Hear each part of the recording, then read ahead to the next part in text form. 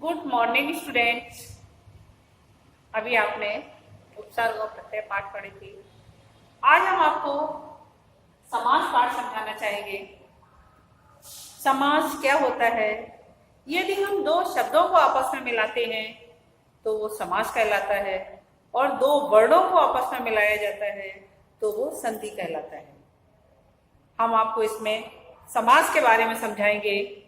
शब्दों को आपस में किस तरह से मिलाया जाता है, दो शब्दों को मिला करके उसका संक्षेप रूप देना, संक्षेपीकरण करना, वो समास कहलाता है, जिससे भाषा सटीक और प्रभावशाली बने। यदि हम उस शब्द को बनाएंगे तो वो संक्षेप में हो जाएगा। एक तो शब्द, जैसे अनेक शब्दों के लिए एक शब्द आप पढ़ते होंगे जिसमें कई शब्द होते हैं, उसको मिला करके एक शब्द बना दिया जाता है। इसी तरह से समास को भी बने हुए शब्द को समस्त पद कहते हैं, और जब उन शब्दों को हम अलग अलग कर देते हैं तो उन्हें समास विग्रह कहा जाता है। इस तरह से ये दिया हुआ है। दो या दो से अधिक शब्दों के मेल से बनने वाली प्रक्रिया को समास कहा जाता है। अनेक शब्दों को संक्षिप्त रूप में एक नया शब्द देना वो समस्त पद कहलाता है, और समस्त पदों को अलग अलग करके या विग्रह करना उनको समास विग्रह कहलाता है। इन समास पदों में पूर्व पद और उत्तर पद, पहला पद और दूसरा पूर्व पद है और ये उत्तर पद होता है। इस तरह से दो भाग होते हैं। समास के मुख्य 6 भेद हैं: अव्ययीभाव समास, तत्पुरुष समास, कर्मधारय समास, द्विगु समास, द्वंद्व समास और बहुब्रीहि समास। इस तरह से समास के 6 भेद दिए गए हैं। 6 भेदों में पहला दिया गया है अव्ययीभाव समास। अव्ययीभाव समास का मतलब होता है जिसका पहला शब्द अव्यय है, या तो उसका पहला शब्द अव्यय होता है, या फिर एक ही शब्द को दोबारा या रिपीट करने के लिए भी हम अव्ययीभाव समास का प्रयोग करते हैं। जैसे यथाशक्ति, इसमें यथा शब्द अव्यय शब्द, और यदि हम इसका विग्रह करेंगे तो शक्ति के अनुसार, या फिर दिनों दिन, भर पेट, रातों रात, इस तरह के जितने भी शब्द आते हैं वो सब अव्ययीभाव समास में आते हैं। प्रतिदिन, बेकसूर, बेनकाब, बेरोजगार, इस तरह के जितने भी शब्द होते हैं वो सभी अव्ययीभाव समास में आते हैं। आजीवन, भरपेट, प्रतिवर्ष, बेईमान, इस तरह के शब्द अव्ययीभाव, जिसमें पहला शब्द अव्यय होता है और उसी की प्रधानता होती है। सेकेंड इसमें दिया गया है तत्पुरुष समास। तत्पुरुष समास शब्द का प्रयोग सभी कारकों के साथ किया जाता है। आपने कारक पढ़े होंगे, कर्ता ने कर्म को कर्ण से के द्वारा, संप्रदान के लिए अपादान से, संबंध का के, इस तरह से आपने जो कारक पढ़े हुए हैं उनमें कारक में जितने भी कारक शब्द लगे हुए हैं सभी के साथ तत्पुरुष समास का प्रयोग किया जाता है। तत्पुरुष समास को कर्म तत्पुरुष, करण, संप्रदान, इस तरह करके अधिकरण तत्पुरुष तक इसके भेद होते हैं। भेद समझो या इसका प्रयोग किया जाता है। तत्पुरुष समास ऐसा होता है जिस समास का पहला पद गौण, दूसरा पद प्रधान होता है, और जहां दो पदों के मध्य विभक्ति चिन्हों का लोप हो जाता है। पहला पद प्रधान गौण होता है, दूसरा पद प्रधान होता है। घर है, दूसरा पद प्रधान है। घर किसके लिए? रसोई के लिए। तो मुख्य शब्द क्या है? घर, और वो है किसके लिए? रसोई के लिए। इसका विग्रह होगा रसोई के लिए घर। इसी तरह से राजपुत्र, पुत्र तो है पर किसका है? राजा का है, इसलिए इसमें दूसरा पद है वो प्रधान होता है और पहला पद गौण होता है। तो जिसमें इस तरह के शब्द आते हैं जिसमें दूसरा पद प्रधान हो और पहला शब्द है गौण हो, वो तत्पुरुष समास में आते हैं। डियर स्टूडेंट, तत्पुरुष समास के ही एक भेद की तरह कर्मधारय समास और द्विगु समास है, लेकिन क्योंकि इनको अलग अलग आपको समझना है इसलिए इनको अलग अलग भी अब किताबों में दिया जाने लगा है। नहीं तो ये एक तरह से तत्पुरुष समास के ही भेद हो। कर्मधारय समास में भी वही नियम है, जिसमें कंठ कैसा है, दूसरा पद है, प्रधान है और पहला पद गौण है। कंठ कैसा है, नीला। मुख्य शब्द तो कंठ हुआ और गौण शब्द हुआ, देखिए पहला नीला, इसका विग्रह हुआ नीला कंठ। डियर स्टूडेंट, इस तरह के जो शब्द होते हैं जिनमें पहला शब्द गौण और दूसरा पद प्रधान होता है, वो कर्मधारय समास में भी आते हैं। कर्मधारय समास में जहां एक पद विशेषण और दूसरा पद विशेषण, इसमें ये भी उपमान और उपमेय का संबंध, विशेषण और विशेष। विशेष क्या है, कंठ, विशेषण क्या है, नीला। जिसका कंठ नीला हो, विशेष उस कंठ की क्या विशेषता है कि वह नीला है। तो जहां पर कर्मधारय समास की परिभाषा है, जब एक पद विशेषण और दूसरा विशेष हो और पद उपमान और उपमेय हो, अलंकार आप पढ़ेंगे, उपमा अलंकार में उपमान और उपमेय का संबंध हो। उपमान और उपमेय, उपमान मतलब जिसकी उपमा दी जा रही है, किसकी उपमा दी जा रही है, कंठ की। तो जिस शब्द से उपमा दी जाएगी वो हो जाएगा उपमान और उपमेय। इसमें पहला विशेषण और विशेष का संबंध होता है, उपमान और वे का संबंध होता है। जैसे हमने आपको दिया नीला है कंठ, इसको नीला कंठ, या फिर हम इसको ये भी लिख सकते हैं नीला है जो कंठ।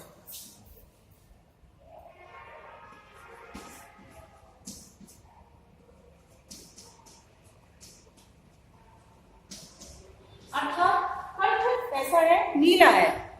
ये इस तरह से हम इसका विग्रह करेंगे तो नीला है कंठ, अर्थात कंठ कैसा है, नीला है। इस तरह के उदाहरण हो जिसमें विशेषण और विशेष का संबंध हो, उपमान और उपमेय का संबंध हो, इस तरह के जितने भी शब्द आते हैं वो सब कर्मधारय समास कहलाते हैं।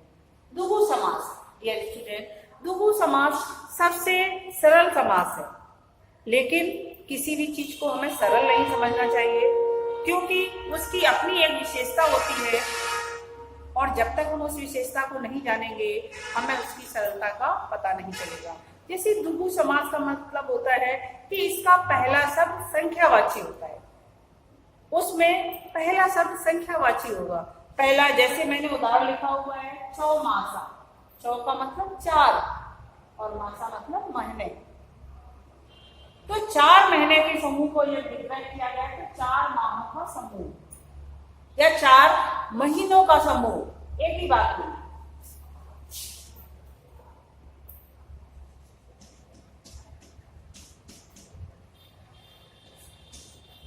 चार महीनों का समूह या 4 माहों का समूह, एक ही बात है। तो जिसमें पहला शब्द संख्यावाची हो और दूसरा शब्द देखे मुख हो, पहला शब्द संख्यावाची हो। ये स्टूडेंट, नीलकंठ हमने यहाँ भी उदाहरण दिया हुआ है और बहुब्रीहि समास में भी नीलकंठ उदाहरण दिया हुआ है। सबसे पहले हम आपको ये अंतर सब बता देते हैं। यदि नीलकंठ अर्थात पहला शब्द विशेष और ये विशेषण, नीला कंठ, नीला है जो कंठ, अर्थात आपने सुना होगा नीलकंठ नाम का एक पक्षी भी होता है और नीलकंठ शिव जी को भी कहा जाता है। तो यदि हम इसका विग्रह करते हैं नीला है जो कंठ, तब तो ये कर्मधारय समास होगा।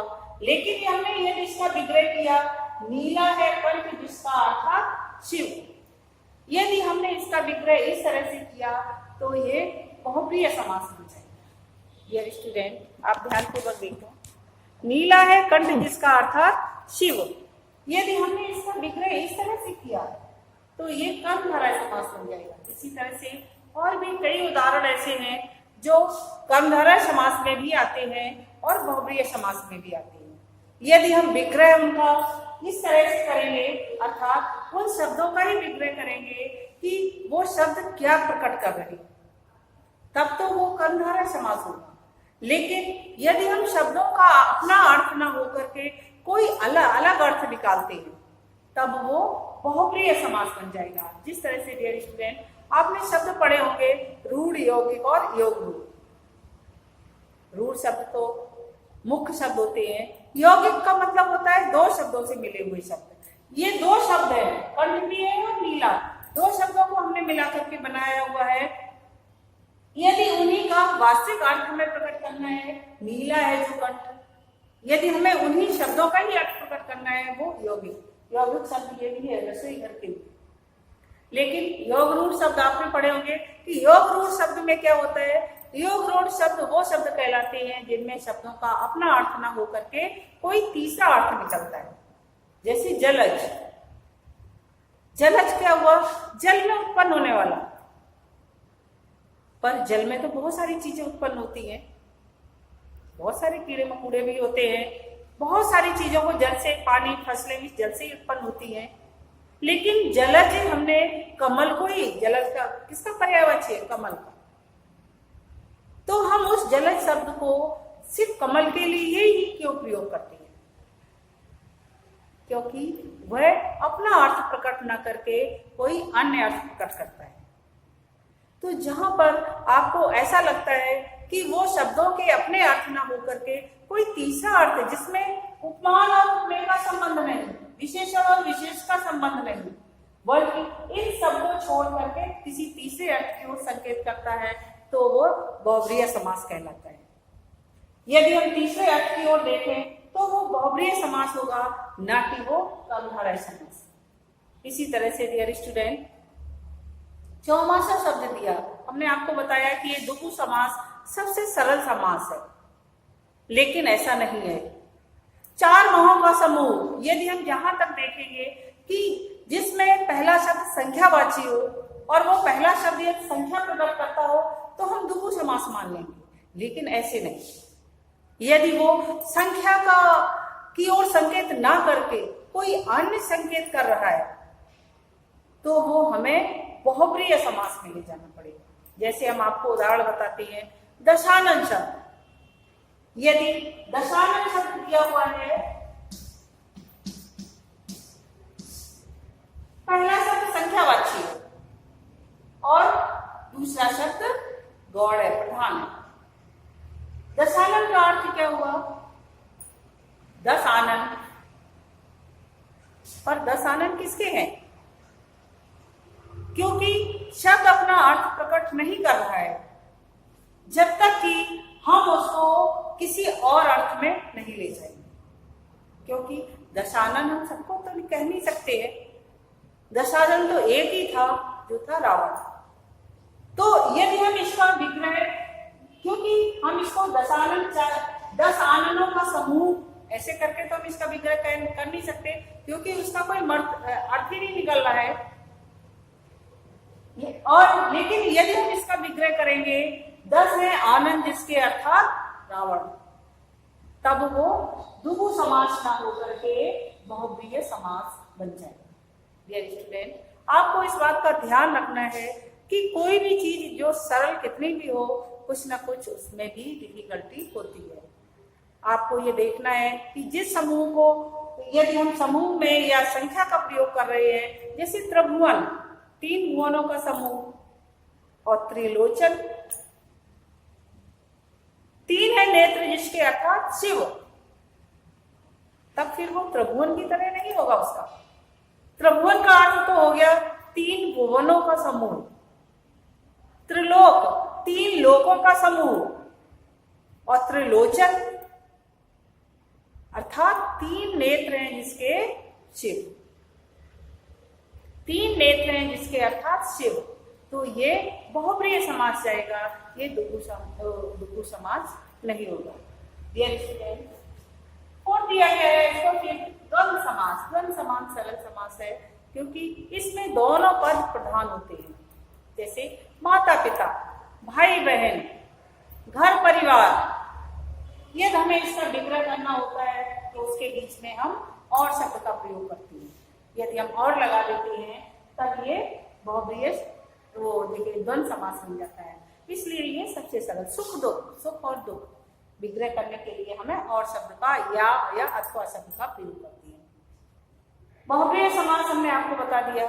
जिन समास में अपने शब्दों का अर्थ न होकर के कोई अन्य अर्थ निकलता है, जिस समास में दोनों पदों के अतिरिक्त किसी तीसरे पद की प्रधानता होती है, वो दोनों पदों में से कोई भी पद प्रधान नहीं होता है। इनमें नीलाखंड दिया गया, इसमें कोई भी पद प्रधान नहीं है बहुब्रीहि समास में, बल्कि ये तीसरे अर्थ की ओर संकेत कर रहा है। इसलिए जहां पर इस तरह के शब्द आते हैं वो बहुब्रीहि समास कहलाते हैं। धन्यवाद।